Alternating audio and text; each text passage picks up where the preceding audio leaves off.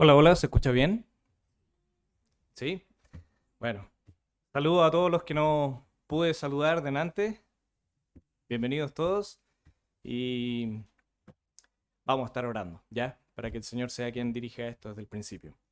Señor y Padre Celestial, gracias te damos por todo lo que tú nos has dado. Gracias por este día. Te ruego que en nuestro sentir esté el glorificar tu nombre, que no hayamos venido por costumbre o por rito, Señor, sino que realmente cada uno de nuestros corazones esté dispuesto a escuchar qué quieres hablarnos hoy, Señor, para ponerlo en obra. Ayúdanos, perdona nuestros pecados, Señor. Perdona cualquier cosa que esté mal en nuestra vida para que vengamos a tu palabra con humildad, Señor. No como quien quiere oír alguna novedad o cree que ya sabe, Señor, sino que realmente dispuestos a ser encantados por tu palabra, para que así juntos podamos edificar tu iglesia, Señor, y en eso podamos glorificar tu nombre. Porque tú eres quien debe ser exaltado, porque tú eres poderoso, Señor, porque tú eres misericordioso, porque tú eres el creador de todas las cosas y nosotros hoy somos tus siervos, Señor. Gracias por todo lo que estás haciendo y por todo lo que vas a hacer. Te lo pedimos en el nombre de tu Hijo, el Señor Jesús. Amén. Bien, hoy día vamos a estar estudiando la carta a Filemón. Esa fue la introducción. Y bueno, antes de comenzar, yo no sé si estamos familiarizados con la carta a Filemón, ¿sí?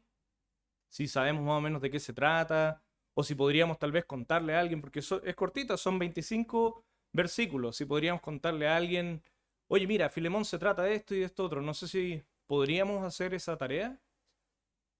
¿Alguien sabría? ¿Sí? Bien, hay un hermano que sabe de qué se trata Filemón y podría compartirlo. Y eso, hermanos, tenemos que ponernos las pilas. Si fuera una serie, ahí, mira, te cuento todas las temporadas, pero Filemón, no sé. Bueno, vamos a estar estudiando la carta de Filemón porque realmente es muy, muy importante, es un mensaje de verdad que nos habla acerca del poder transformador que tiene el Evangelio. Vamos a hablar primero, brevemente, contexto, para aquellos hermanos que a lo mejor no están muy familiarizados con esta carta de Filemón, a Filemón, perdón, veamos de qué se trata. Bueno, primero que todo, esto se basa en un conflicto que ocurrió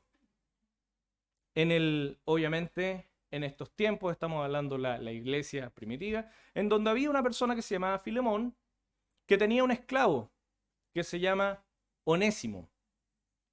Onésimo sabemos que escapó de su amo, lo cual en esos tiempos era un problema bastante serio. Que un esclavo escapara era algo digno de muerte. Él huyó. Y según lo que nosotros podemos entender dentro de la carta, no solamente huyó, sino que probablemente le robó a Filemón.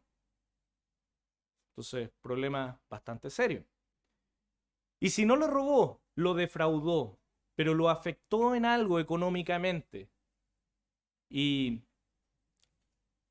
Onésimo, habiendo escapado de su amo, se encuentra con Pablo, el cual nos cuenta a lo largo de esta carta que tuvo un encuentro con el Evangelio. Y Onésimo, despierta Benja, y Onésimo eh, conoce al Señor y se arrepiente y su corazón cambia. Y Pablo no simplemente le dice, bueno, Onésimo, qué bueno que ahora conoces al Señor y ahora todo es nuevo, así que vamos para adelante. No, Pablo sabía que Onésimo, si era una nueva criatura, tenía que hacer las cosas bien. Y le dice, mira, Onésimo, tú me has sido de mucha utilidad en mis prisiones, porque Pablo estaba en la cárcel, estaba encarcelado, no había muchas cosas que él podía hacer. Y nos cuenta la carta que Onésimo le servía, le ayudaba, era útil para Pablo. Pero Pablo le dice, mira, hay algo que debemos hacer y tú tienes que volver con tu amo Filemón. Y él puede haber dicho, no, porque yo soy nueva criatura, pero Onésimo, que tenía un corazón transformado, estaba arrepentido. Y una de las cosas que él hace es que vuelve a Filemón. Vuelve con esta carta que Pablo escribe, enviada por Timoteo.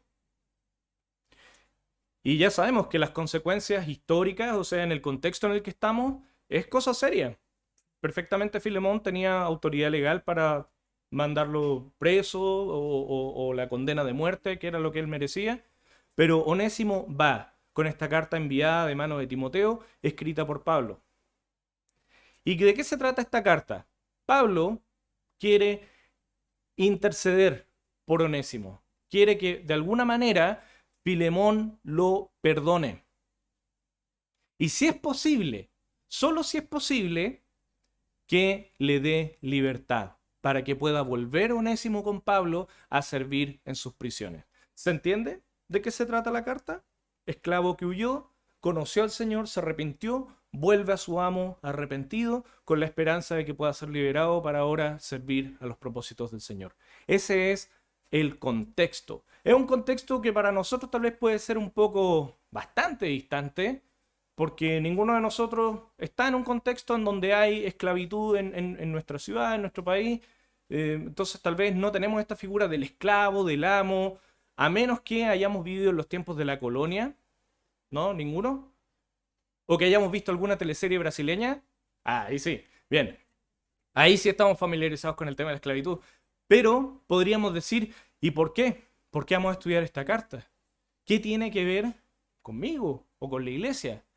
¿De qué me va a hablar el Señor a mí si estos conflictos ya no existen? Sobre todo siendo una carta que es tan personal, porque es una carta escrita de Pablo a Filemón, otro hermano.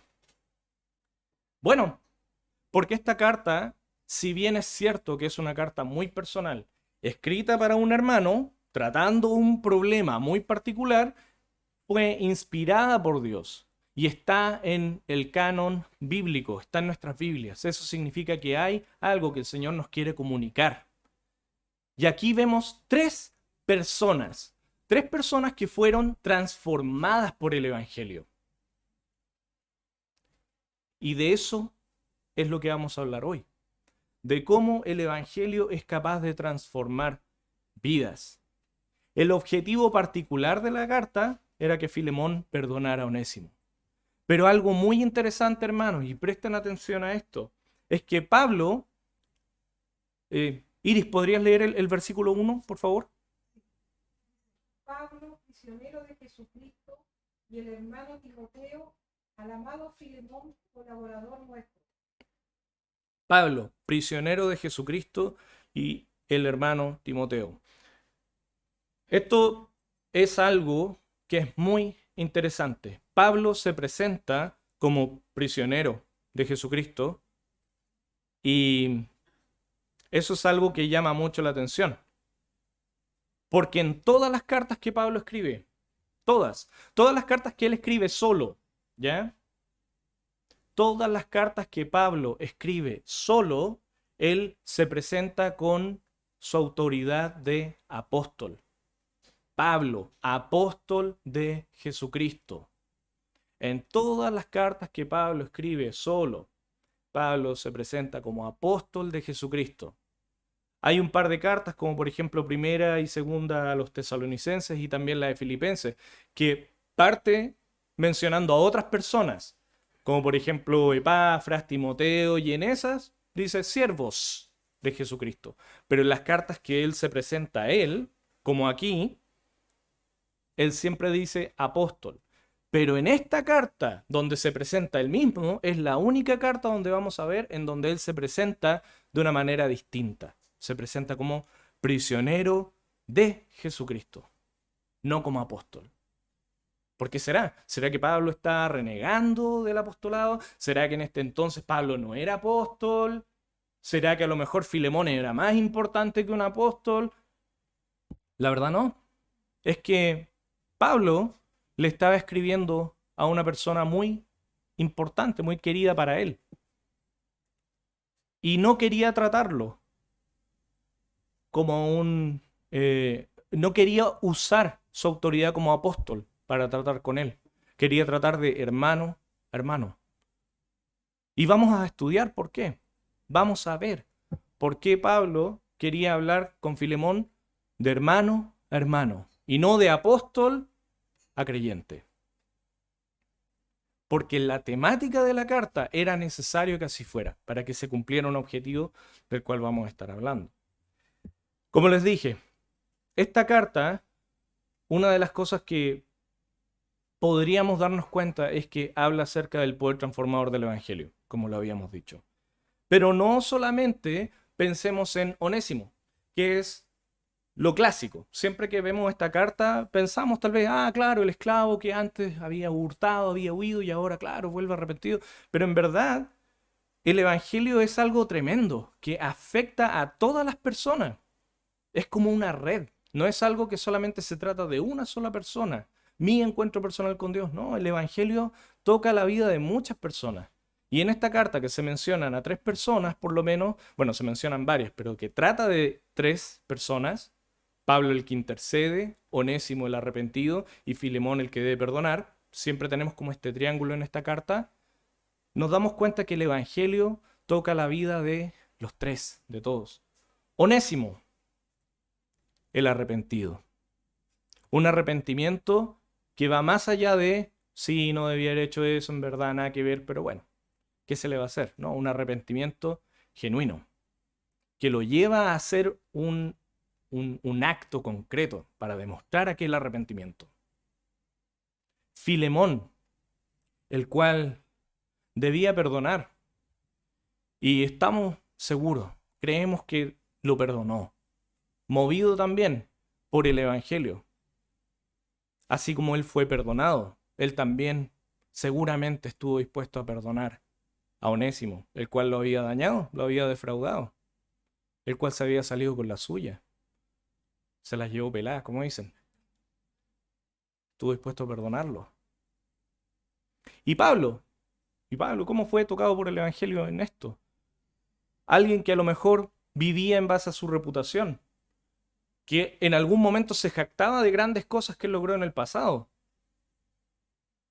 Incluso pudo haberse jactado de haber sido apóstol y decir, mira, yo soy Pablo el apóstol y te pido por favor que tú hagas esto porque tengo... Pablo se desprendió de eso. Pablo no le importaba nada más que animar a su amigo Filemón. Y quería animarlo como su amigo, como su hermano, como dice en el versículo 1, al amado Filemón, colaborador nuestro. Entonces vemos cómo Pablo también, movido por el Evangelio, él también es llamado a exhortar a Filemón a hacer lo que es correcto. Y ya se va entendiendo un poco hacia dónde va la cosa. Vamos a hablar acerca del perdón. Vamos a hablar acerca del arrepentimiento. Pero también de animar a otros a hacer lo correcto. Aunque a veces no es fácil. Aunque a veces nos podemos meter en problemas. Pero por amor a otros nosotros debemos siempre exhortar a otros a hacer lo que es correcto. Hermanos, el mundo va a hacer lo que el mundo quiere hacer, pero aquellos que han sido tocados por el Evangelio deben ser animados a obrar conforme al Evangelio. Y Pablo no lo dudó. Dijo, ¿para qué me voy a meter en este problema? No, que Onésimo se la arregle. No. Amado Filemón. Y le escribe una carta. Fíjense bien en el versículo 7. Vamos a estar enfocándonos ahora en Filemón, en cuanto al perdón. En el versículo 7 dice, pues tenemos gran gozo y consolación en tu amor. Pablo quiere destacar el amor que ha tenido Filemón por otros hermanos en ese tiempo. Porque por ti, oh hermano, han sido confortados los corazones de los santos. Y eso es importante porque Filemón es una persona que había abierto las puertas de su hogar y prácticamente estaba recibiendo a toda una iglesia en su casa. En ese entonces no estaban los templos como hoy en día están. Mira, la iglesia de la reina. No, la gente se reunía en casas y en distintos lugares. Y él había abierto las puertas de su casa. Si tenía esclavos, asumimos también que su posición económica era bastante buena. Por lo tanto, su casa también podemos asumir que era una casa modesta. No, relativamente grande. Y él entregó su casa, la abrió completamente para hospedar personas que eran de la iglesia, que tal vez no conocía, pero eran de la iglesia, y él entregó su casa. Abrió las puertas. Esto ya no es mi casa, es del Señor. Para que las personas pudieran vivir, descansar, estar de paso. Pero también abrió las puertas a la iglesia, donde los hermanos se congregaban. Y Pablo quería reconocer eso porque dice que él lo hizo por amor. Filemón era una persona que amaba. De hecho, es interesante, el nombre Filemón tiene en parte de su nombre la palabra filios, que significa amor. Interesante. Dato curioso. Porque por ti, oh hermano, han sido confortados, no confrontados, confortados los corazones de los santos. Y ahí vemos cómo la vida de Filemón fue tocada por el Evangelio. Quería bendecir, quería amar a otros de una forma práctica. Y eso es algo que nosotros deberíamos también meditar. Porque muchas veces pensamos en el Evangelio solamente, Cristo murió en la cruz para el perdón de mis pecados, y si yo me arrepiento, Él perdona mis pecados y ahora puedo estar con el Padre y tener salvación, y ese es el Evangelio. Y vamos y le compartimos a otra persona, mira, tú tienes pecados, pero también Dios te perdona, y si tú te arrepientes puedes ir al cielo, y todo se trata de lo que yo puedo recibir. Puedo recibir perdón, puedo recibir salvación. Y pareciera que el Evangelio es solamente eso. El otro día escuchaba a una persona que hablaba de justamente eso, cómo le hablaba a las personas. Y toda la predicación era, sí, puedes ser perdonado y puedes ir al cielo. Perdón y salvación, perdón y salvación. Y de repente caemos en ese círculo de pensar que el Evangelio es solamente perdón y salvación. No estoy diciendo que no lo sea. Estoy diciendo que en la Biblia nos damos cuenta que es mucho más. Es poder transformador. Para que el que antes robaba ya no robe, pero que ahora trabaje con sus manos y con lo que genera ayude a otros. Esa es la figura del Evangelio, es hermoso. ¿Se dan cuenta de eso? Ya no solamente no roba y listo, no, sino que ahora trabaja con sus manos. Y de lo que antes defraudaba, ahora usa eso con sus manos para bendecir a otros. Hermanos, en esa frase está encapsulado el poder transformador del Evangelio. Tus pecados han sido perdonados, mis pecados han sido perdonados, así es, han sido perdonados. Somos salvos, ya no tenemos condenación y eso nadie nos los va a quitar, así es. ¿Y eso es todo? Ahora somos transformados para bendecir a otros, para amar a otros. Antes era imposible amar a otros. Amar como Dios ama, imposible. Pero ahora podemos en el Evangelio. Ese es el poder transformador, del cual Pablo le está hablando aquí a Filemón. La fe no nos fue dada para que solamente seamos salvos, sino para que eso tenga también un efecto en los demás, en tu iglesia, en tu barrio, en tu familia. Porque esta es la cosa. Filemón, insisto, técnicamente hablando, él está en todo su derecho de no perdonar, de no pasar esto por alto. Por último, que no se las lleve gratis, ¿no? Está en su derecho. Pero Pablo confiaba en que Filemón era una persona no solamente de palabras, era una persona que le hacía justicia a su nombre, amaba. Y cuando alguien realmente está agradecido con el Señor, cuando uno realmente tiene gratitud en su vida, no puede vivir indiferente, no puede seguir como que nada importa. Cuando uno es agradecido en el Evangelio, es imposible que no seamos generosos con los demás. Por lo tanto, si no estamos siendo generosos con los demás, es muy probable que no estemos agradecidos realmente con el Señor. Demos todo por hecho. Sí, es que yo merecía ser perdonado. No lo decimos así, pero a veces me he visto a mí mismo vivir así, muchas veces, dando por hecho la salvación, dando por hecho el perdón del Señor. Porque sí, Dios perdona, y pareciera que lo asumimos. Y sí, Dios perdona, pero es un regalo, no es una obligación. Eso nos ayudaría tal vez a estar un poco más agradecidos y tener misericordia con otros. Versículo 8. Por lo cual, aunque tengo mucha libertad en Cristo para mandarte lo que conviene, ahí Pablo está diciendo, mira, si yo quisiera, Filemón, ojo, si yo quisiera, tengo toda la autoridad para hacer que tú hagas lo que tienes que hacer, que es perdonar a Onésimo. Eso le está diciendo Pablo ahí. Aunque tengo mucha libertad en Cristo para mandarte lo que conviene, más bien te ruego por amor, siendo como soy, Pablo, ya anciano, ahora además prisionero de Jesucristo. Te ruego por mi hijo Onésimo, a quien engendré mis prisiones. Es interesante porque Pablo está pidiéndole a Filemón que recapacite o que considere esto. Y le dice, yo no te voy a obligar, porque no quiero que lo hagas por obligación, quiero que lo hagas por amor. ¿Y por qué esto era importante? Porque muchas veces pensamos solamente, ya, voy a hablar de mí. Por lo general suelo pensar en los objetivos. Y mientras el objetivo se cumpla, la forma da un poco lo mismo. De hecho, mientras más eficaz pueda hacer lo que yo haga con tal de obtener el resultado que quiero, mejor. Muchas veces actuamos así. Y si Pablo realmente quería un resultado, si Pablo realmente quería asegurarse de que Filemón perdonara a Onésimo, el camino más corto era que se lo ordenara como apóstol. Ese era el camino más corto. Y posiblemente Filemón no hubiese podido negarse. Pero es interesante que Pablo decide esta otra ruta, que es más arriesgada. ¿Por qué? ¿Por qué lo hace? Porque a Pablo le importaban las personas. Pablo no quería usar a las personas. Pablo amaba a las personas de la iglesia.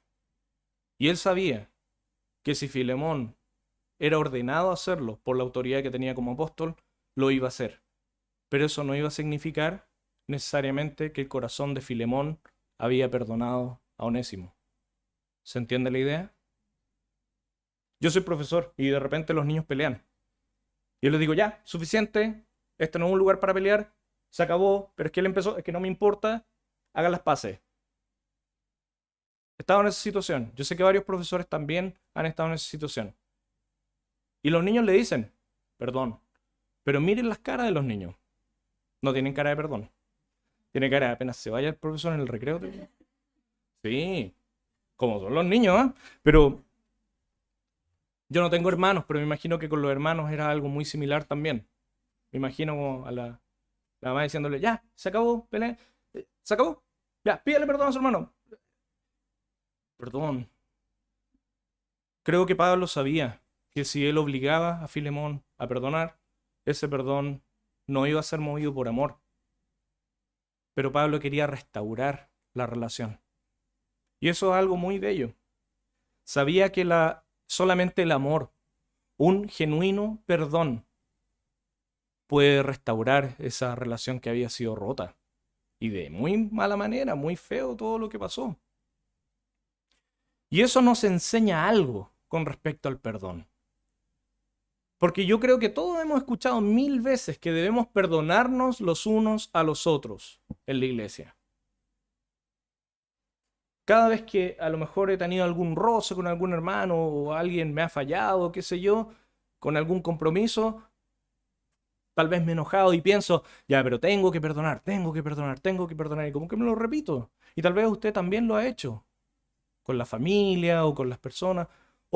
O pensamos que tenemos que perdonar porque es nuestra obligación como creyentes.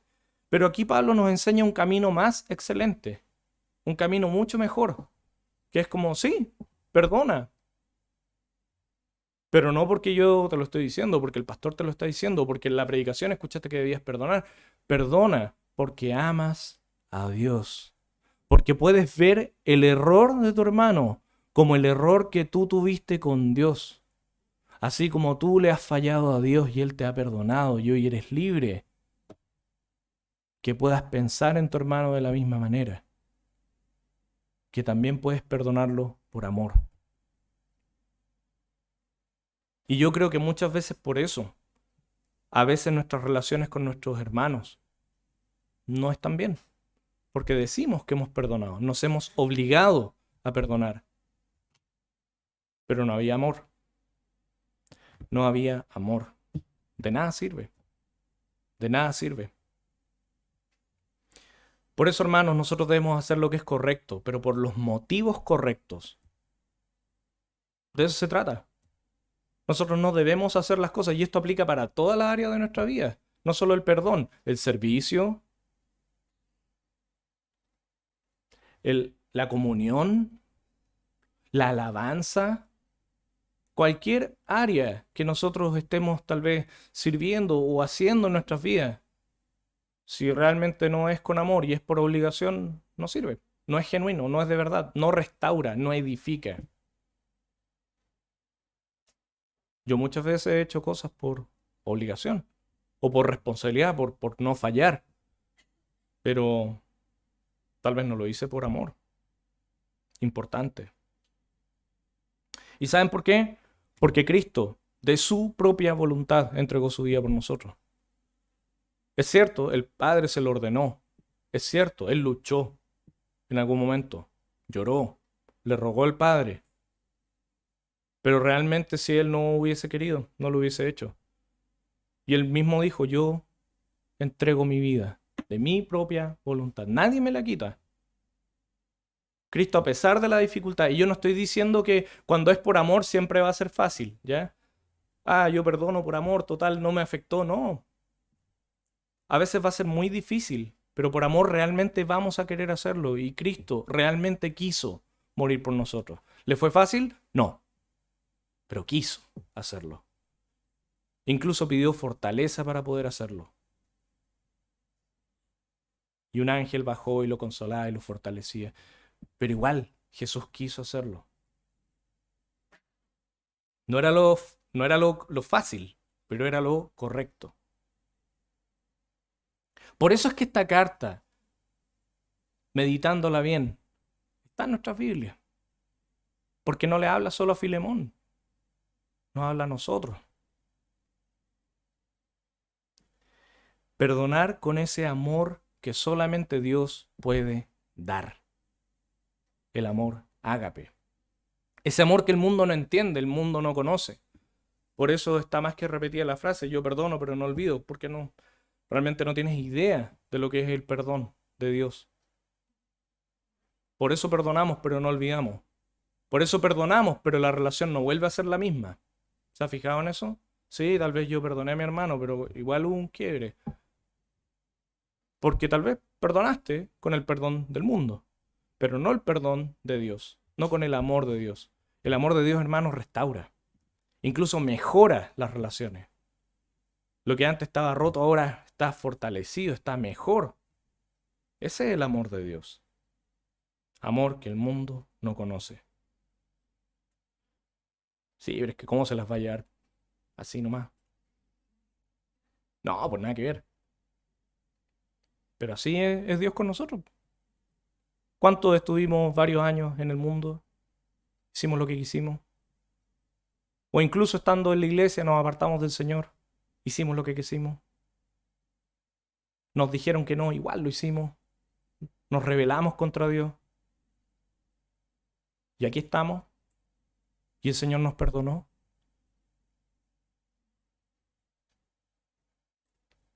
Y no tuvimos que pagarle una multa a Dios, ni tuvimos que hacer una manda, ni sacarnos un ojo, ni... No, nada, porque Dios nos perdonó. Él pudo haber dicho, pero no se las van a llevar. No, Dios no lo hizo así. ¿Se entiende la idea? Es increíble cómo funciona el amor de Dios. Y ese amor es como Dios dice, bueno, así es como debemos perdonar. Así que hermanos, perdonemos, pero de verdad, no de palabra. Y por amor. Pero es que a mí me cuesta, pero es que no tengo amor. Bueno, examine su vida. Examinemos nuestras vidas. Si realmente nos cuesta tanto perdonar de verdad, por amor, necesitamos más del amor de Dios. Necesitamos más de su evangelio. Hasta que podamos hacerlo. Más, versículo 9, más bien te ruego por amor, siendo como soy, Pablo ya anciano y ahora además prisionero de Jesucristo. Esa era la rogativa de Pablo. Y ahora podemos ver el punto de vista podemos ver la historia desde el punto de vista de Onésimo. El arrepentimiento. Porque dijimos que íbamos a hablar del perdón, pero también vamos a hablar del arrepentimiento, que a veces son dos caras de la misma moneda. Porque también está el amor de Dios en esto, involucrado.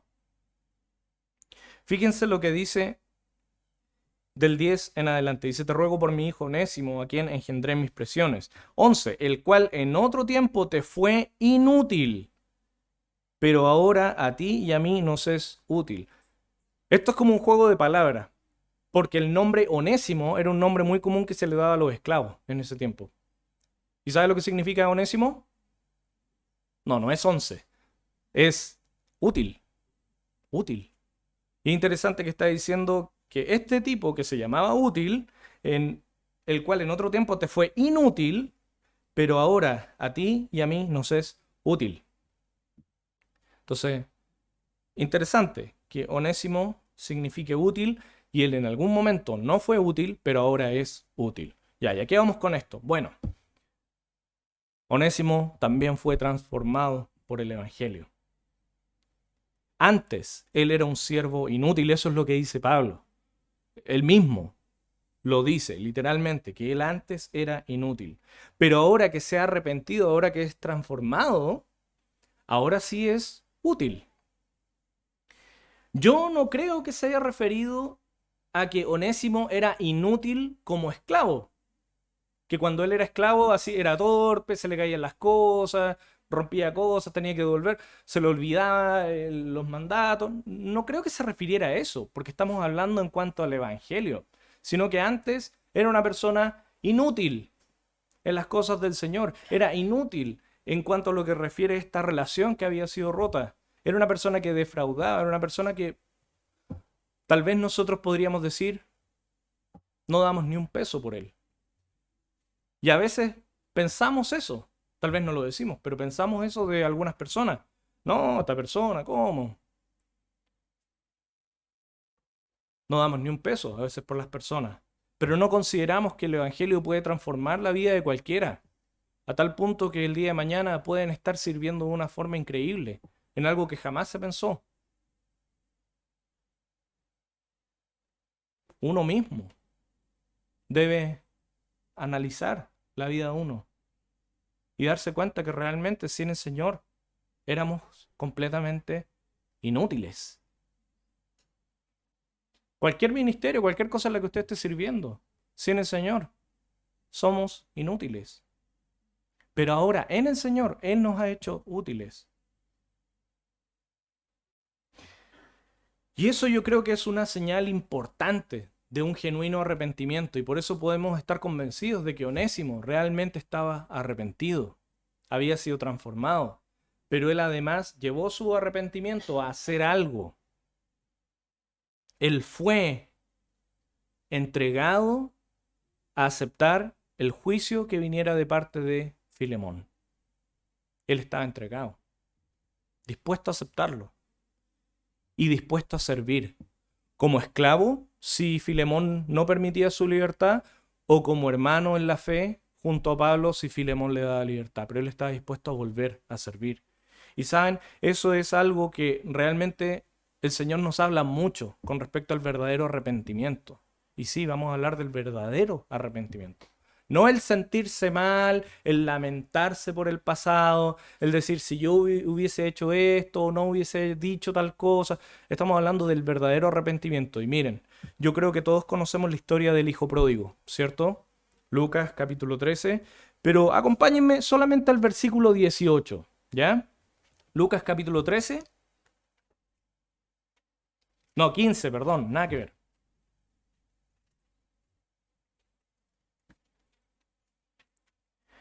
Lucas capítulo 15.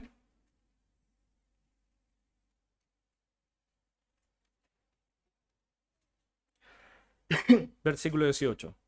Cuento corto, para los que no estén familiarizados con la historia, este era un hijo que recibió la herencia del papá antes de tiempo porque el mismo hijo la había pedido, lo cual no era algo habitual, pero en vez de usar esta herencia para el bien, se la farrió. Fue de fiesta, con los amigotes, quizás cuántas cosas hizo, y ahora estaba él pobre. Su padre era muy rico, tenía tierras, tenía siervos, entonces era posiblemente un chico malcriado. Y en algún momento, después de haberlo perdido todo y sufrir mucho, lejos de su padre, él recapacita. Y este es su discurso en el versículo 18, que dice: me levantaré e iré a mi padre, y le diré: Padre, he pecado contra el cielo y contra ti. Ya no soy digno de ser llamado tu hijo. Hazme como a uno de tus jornaleros. Hermanos, el Señor Jesús en esta parábola nos está mostrando ese es el arrepentimiento. Porque este niño mimado no fue y dijo: la embarré. Bueno, voy donde mi papá, le pido disculpas y veamos si las cosas siguen como antes. No, él reconoce: todo lo que hice estuvo mal, pero primeramente contra Dios. He pecado contra el cielo.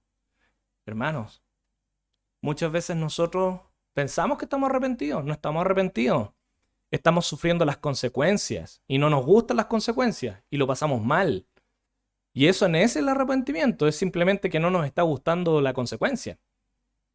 Dije esto, hice esto, me salí con la mía y después me pasó esto. Sí, estoy tan arrepentido.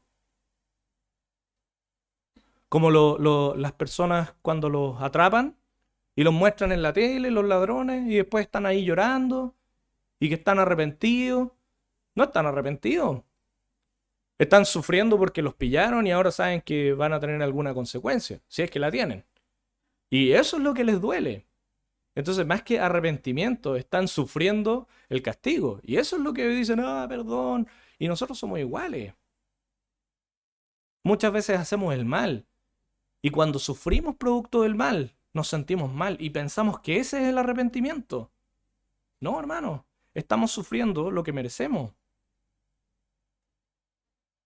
Y no nos gusta. Nos sentimos mal. Pero eso no es arrepentimiento. La actitud del hijo pródigo, eso es arrepentimiento. Pequé contra Dios y él estaba solo. No lo habían venido a increpar, no llegó el tío Emilio ahí con las cámaras de... No, estaba solo. Y dijo: pequé contra Dios. Y después reconoce también: contra mi Padre. Y es hermoso lo que él dice en el 19. Dice: ya no soy digno de ser llamado tu hijo. O sea, alguien que realmente está arrepentido no va con soberbia. No, si total, Dios me tiene que perdonar porque Él es amor. Eso no, hermano, eso no es arrepentimiento. Eso es soberbia. Ya no soy digno de ser llamado tu hijo. Y es interesante porque Él reafirma eso que está diciendo con la siguiente frase: hazme como a uno de tus jornaleros. El arrepentimiento del hijo pródigo era genuino, porque él no estaba con la intención de volver y hacer como que nada ha pasado. Él quería pagar por lo que defraudó. El jornalero trabaja para el dueño del fondo. Y de esa forma él quería compensar en lo que defraudó a su padre. Y también él consideraba que ya no era digno de ser hijo. Entonces tampoco tenía la esperanza de volver a lo que era antes. Estaba dispuesto a aceptar el castigo del padre, si es que éste lo perdonaba. Y él se repetía este discurso una y otra vez. Fin de la historia, el papá lo ve y él no alcanza ni a decir el discurso. Dice: Padre, he pecado contra los cielos. Y el papá lo abraza y la historia es hermosa porque le pone un anillo y lo perdona y vuelve incluso mejor de lo que estaba antes. Yo no estoy diciendo que esa siempre va a ser nuestra historia, ¿ya? Con el Padre, con Dios, sí es nuestra historia. Y en el Evangelio, siendo que no somos dignos, Él nos perdona y ya no somos simplemente pecadores perdonados, que sí lo somos, sino que ahora somos hijos de Dios. Nos eleva, pero entender eso, no porque lo merecemos. Dios nos hace hijos suyos, nos cambia absolutamente de categoría. No porque lo merecemos, porque Él nos ama. Y su corazón es tan misericordioso que lo que hicimos quedó atrás y nos restaura. De cierta forma, Pablo le está diciendo, bueno, eso va, Filemón. Filemón, de eso estamos hablando. Pero Onésimo estaba dispuesto. Onésimo estaba dispuesto a pagar por sus pecados. En resumen, muestra de un corazón genuinamente arrepentido. Vuelve al Señor. Cambia. Muchos se arrepienten y vienen hasta que se les solucionan los problemas y se van. No, un corazón arrepentido es transformado. Vuelve a los caminos del Señor. No está de visita solamente. Permanece en los caminos del Señor y cambia. No para los ojos de los demás, para Dios. Antes era inútil, ahora sirve. Enseña. Sirve en lo que haya que servir. Está. No pone problemas, los soluciona. Ese es el cambio de mente. Quiere y desea servir a Dios.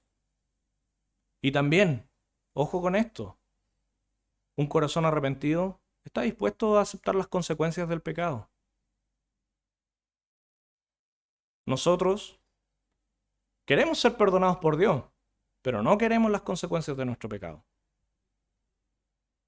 Oye, pero mira lo que me está pasando y aquí, o en mi casa, qué sé yo, lo que está pasando, o en mi trabajo, o esta persona debió haberme perdonado y mira lo que pasó, o estoy en problemas, qué sé yo, legales, lo que sea.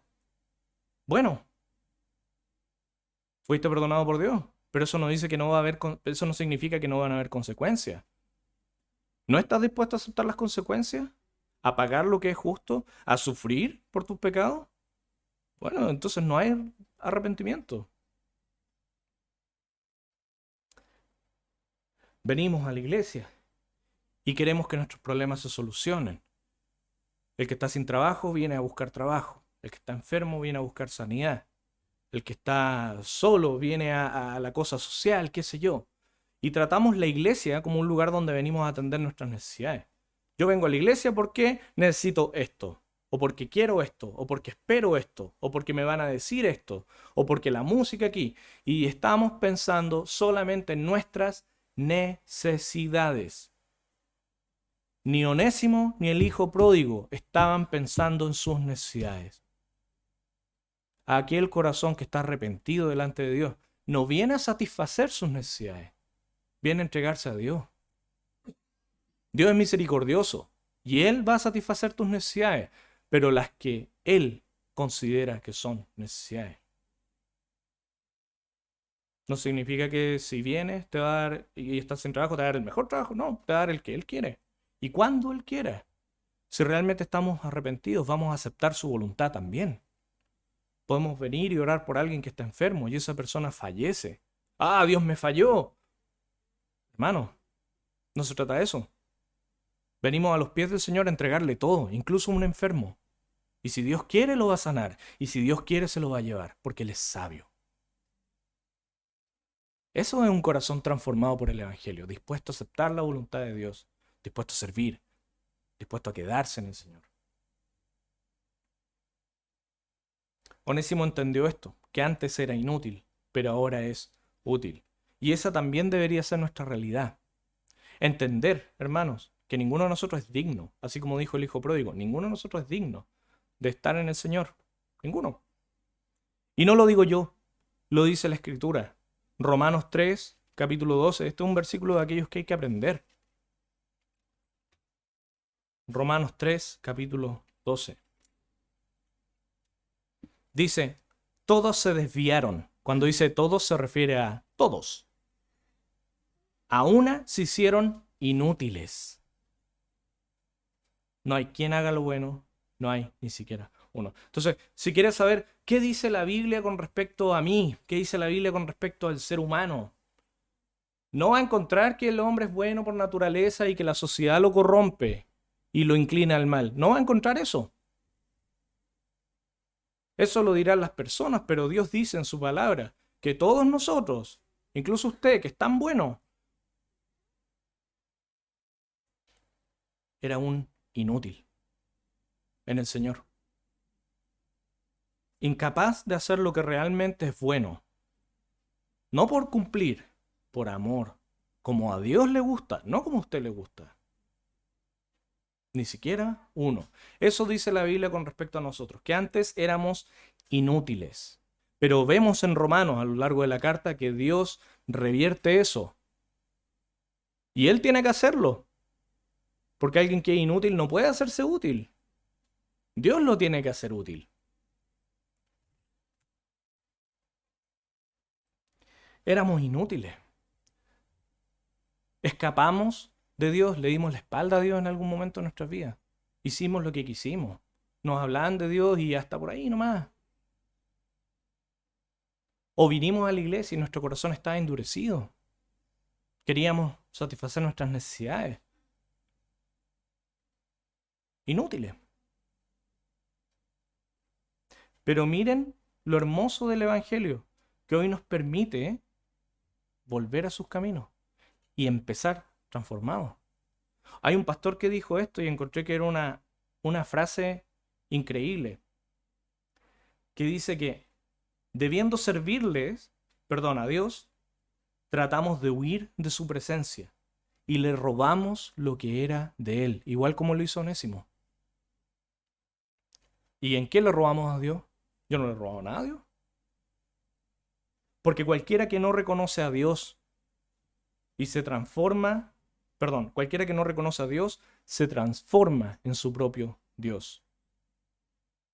Y eso es robarle a Dios. Eso es lo que este pastor decía y encontré que era muy sabio.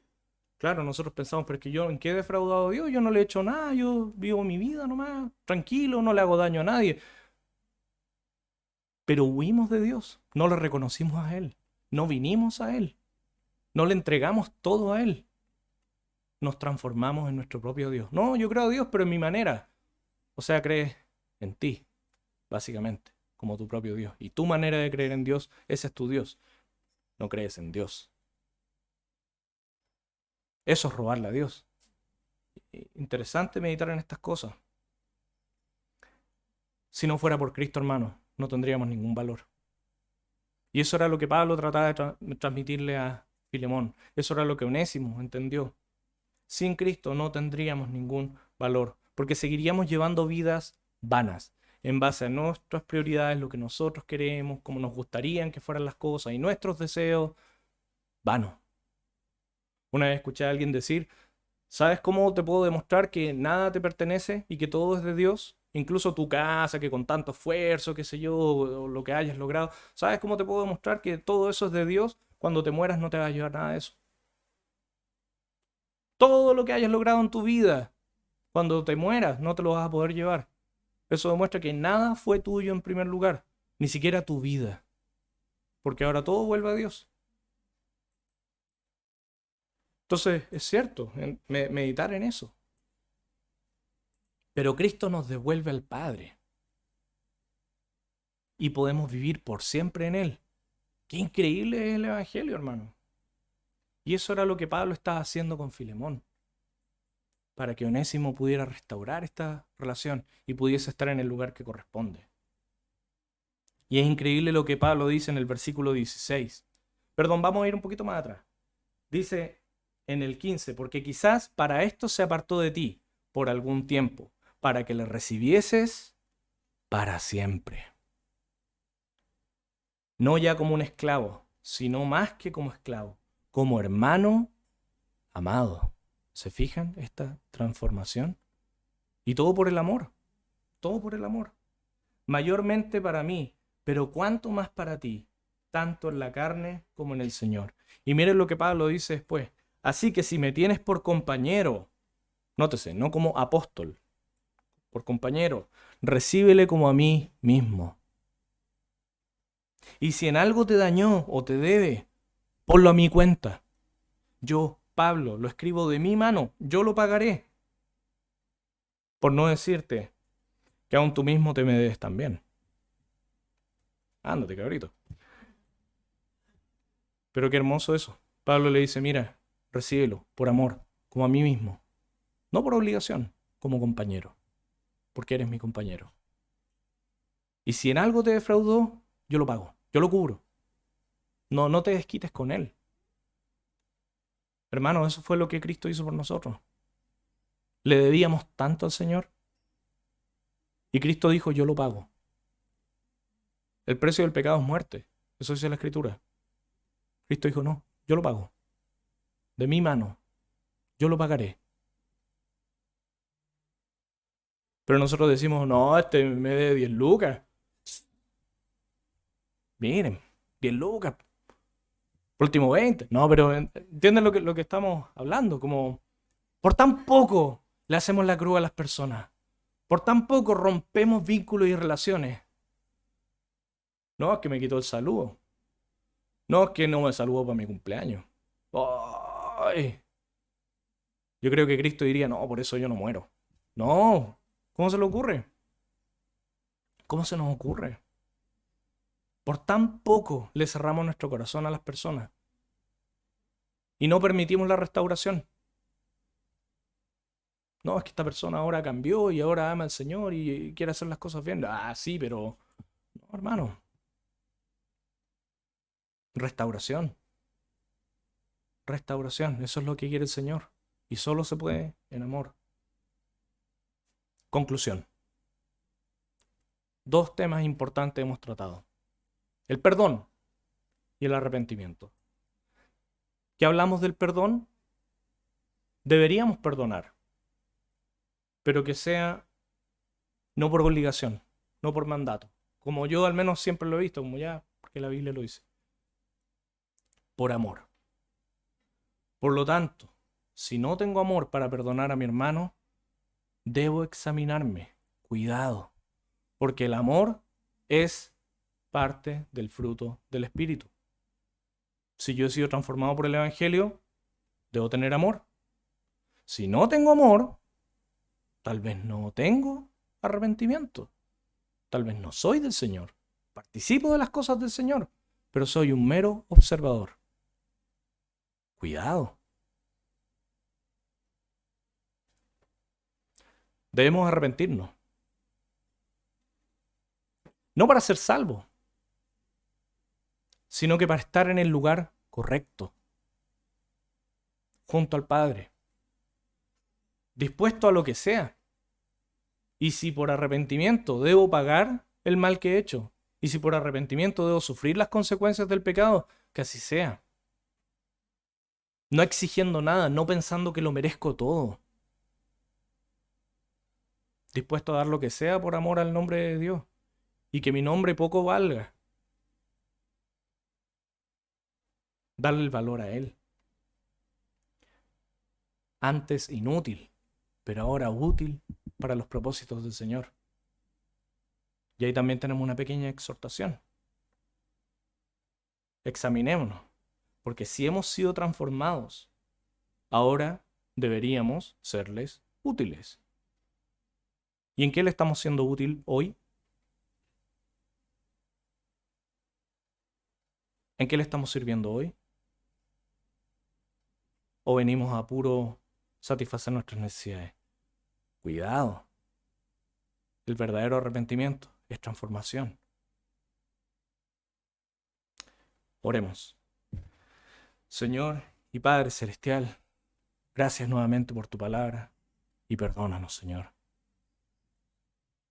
Gracias porque sabemos que tú nos perdonas, no porque merecemos algo o porque tú solamente has decretado que vas a perdonar, que así es, sino que por amor nos perdonas, Señor.